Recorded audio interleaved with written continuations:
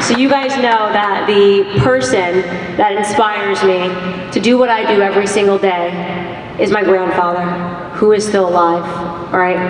And I always leave people with his story because I think it's one of the most inspirational stories to walk out of the room with, because you have to know that despite all the terrible things that are happening in this country, I remain optimistic. I am a happy warrior. I am always smiling, I am always laughing, I am never miserable, and I think that's what they hate the most. And the reason is because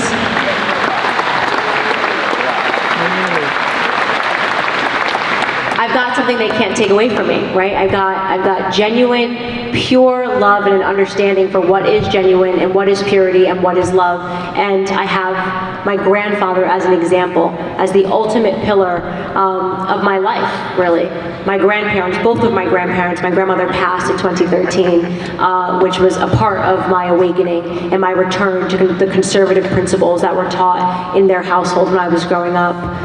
My grandfather was raised in the South, in the segregated South, in North Carolina. And one of the most fascinating things about hearing his stories, what it was like to grow up with the real Ku Klux Klan. You know, they like to talk about Klansmen now. If you ever want to get a leftist upset when they talk about Klansmen, say, where are they? They go, well, you keep bringing up the Klan. Where are they? Like, where are their meetings? Where are they having? You know, it's kind of just become like an idea now they like to throw around when they're talking about Republicans and conservatives. But when my grandfather grew up, it was the real Klansmen. You know, the real hooded knightsmen that would come around and they would harass and they would do terrible things to black Americans, among them being my grandfather and his father. They hated my grandfather's father. And so I remember I asked my grandfather about 3 years ago, we were sitting down and just kind of talking about life and reminiscing about his childhood, because I'm at that age now where I just want to know everything, right? So I want the wisdom. I want to know every story of his childhood. I want to know what it was like. I don't want to lose those memories for the Owens family. And he talked about the Klansmen shooting bullets into his home at night. And I'm sitting there, you know, eyes wide. And he said, and you know, we'd run to the back of the house. I was a boy. We'd all run to the back of the house and dive under the bed. And then I see this almost smile come across his face. When you slip back into a fond memory, and he says, and my daddy would grab the shotgun and shoot back at them boys.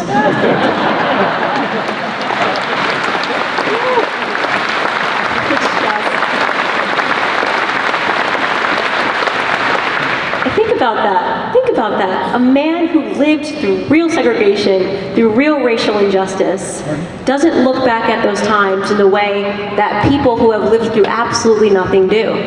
He says to me, it was just a different time. It was just a different time. And he has never once, ever, in raising us up, me, my cousins, he's never once uttered one bad word about white people. That tethers me to something, a different truth. A deeper truth that I think most people should realize.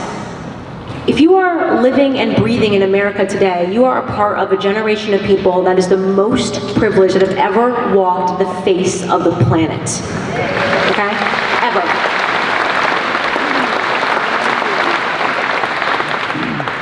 We have the most privileged people that have ever lived, and they're also the most miserable.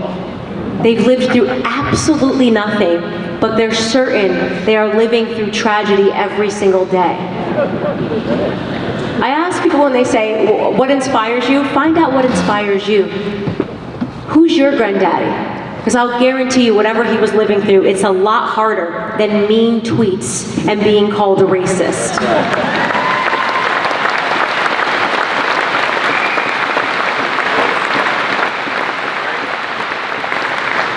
My granddad's first job was when he was 5, laying out tobacco to dry on a sharecropping farm. Could you imagine that? 5 years old in Fayetteville, North Carolina.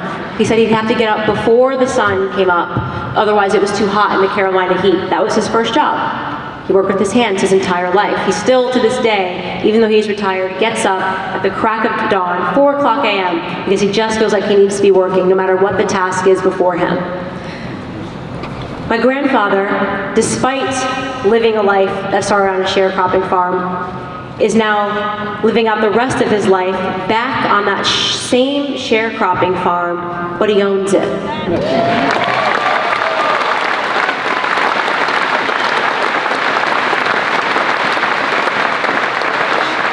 What you are applauding right there is the American dream.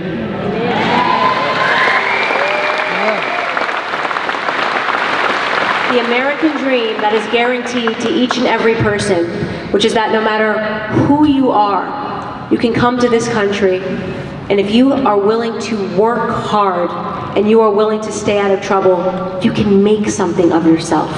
That's the American dream that we are fighting to protect right now.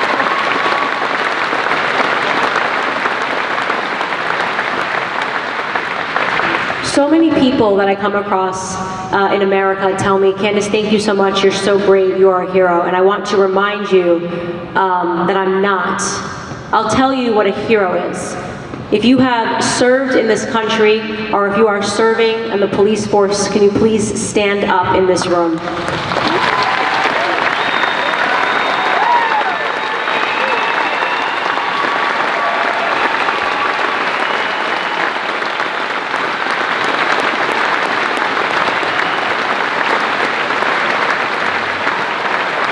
Those are your heroes. Those are the people that would lay down their life to make sure that we can enjoy the privileges in this country.